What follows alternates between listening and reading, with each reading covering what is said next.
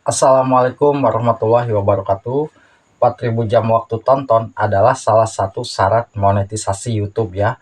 Dan syarat inilah yang memang sangat-sangat sulit kita dapatkan.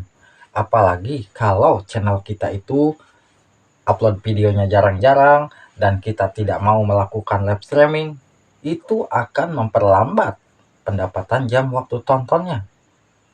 Padahal sudah jelas-jelas YouTube telah mempermudah kita untuk bisa mendapatkan 4.000 jam waktu tontonnya dengan cepat. Coba yang pertama, kalau kita tahu di saat kita membuat konten, kalau kita mengecek di bagian YT Studio, di situ sudah ada tulisan reset. Ya, di bagian reset untuk saat ini memang sudah berubah ya. Untuk reset sekarang sudah tidak muncul, tapi tulisannya sudah berganti menjadi inspirasi. Coba sahabat semua buka aplikasi YouTube Studio dan masuk ke analitik. Di pojok kiri itu biasanya tulisannya riset, sekarang sudah berubah menjadi inspirasi. Dan dari inspirasi tersebutlah kita bisa meriset kata kunci yang sesuai dengan konten kita. Konten apa yang lagi rame. Di situ kita bisa merisetnya dan ternyata konten ini kita bisa buat konten yang lagi ramai tersebut untuk bisa mendapatkan 4.000 jam waktu tontonnya. Karena kalau kita videonya ramai penonton, untuk mendapatkan 4.000 jam tayang pasti mudah. Itu yang pertama. Dan yang kedua, kita harus mau melakukan live streaming. Karena untuk saat ini live streaming kita itu YouTube akan menyuguhkan video live streaming kita kepada penonton-penonton alami. Beda dengan dulu, video live streaming kita tampilannya hanya tampilan horizontal ya. Horizontal itu tampilannya HP-nya seperti ini. Dan kalau live streaming kita tampilannya seperti ini, itu penontonnya para penonton channel-channel yang sudah subscribe ke channel kita. Kalau sekarang itu tampilan live streaming kita tampilannya vertikal, itu video live streaming kita disebarluaskan kepada para penonton-penonton alami dan para penonton video-video short. Walaupun mereka menontonnya selewat-selewat mungkin ya, kalau yang penonton alami kan kadang-kadang kalau video live streaming kita ya bermanfaat, mungkin akan lama menontonnya ya, dan akan mudah mendapatkan jam waktu tontonnya. Di saat kita tidak sadar nih, video live streaming kita yang nontonnya cuma 5 atau 10, ataupun yang komentarnya hanya 10. Tapi setelah live streaming kita tidak tahu ternyata penontonnya itu bisa mencapai 300, bahkan 400. Nah, penonton alami itulah yang membantu kita bisa mendapatkan jam waktu tontonnya. Kenapa kita harus mau melakukan live streaming? Ya, dari situlah kita harus tahu YouTube mempermudah kita mendapatkan 4.000 jam tayang kalau kita mau melakukan live streaming juga ya. Nah, kalau dulu mah memang sulit untuk mendapatkan penonton alami. Untuk saat ini memang mudah. Nah, itu yang kedua. Dan yang ketiga, tentunya kita harus pintar-pintar mengecek konten-konten kita yang sudah lama kita upload. Apabila konten yang sudah lama kita upload dan ternyata performa videonya itu hanya segitu-gitu aja penontonnya, padahal isi kontennya bagus, kita harus mau merubah. Merubah apa, Bah? Tentunya kita harus membuat thumbnail yang baru. Apakah aman, Bah, untuk kita mengganti thumbnail video yang sudah lama? Aman. Di saat kita videonya performanya jelek, padahal isi kontennya bagus, bisa jadi terpengaruh pembuatan thumbnailnya kurang menarik. Coba buat thumbnail yang baru dan kita ganti thumbnail di video-video yang lama pun ya, kita harus pintar-pintar mengecek. Walau video yang sudah 1 tahunan, padahal videonya bagus tapi videonya penontonnya tidak naik, kita ganti thumbnail dan kita ganti judul juga ya.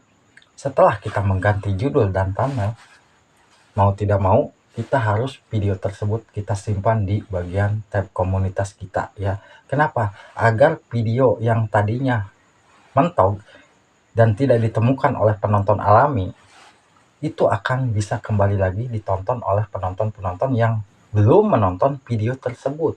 Nah, itu manfaat di saat kita mau mengecek video yang sudah lama kita upload dan kita mengganti thumbnail dan mengganti judul dan video tersebut kita tayangkan ke komunitas kita. ya ke tab komunitas, kita promosikan di tab komunitas channel kita sendiri, itu akan berpengaruh.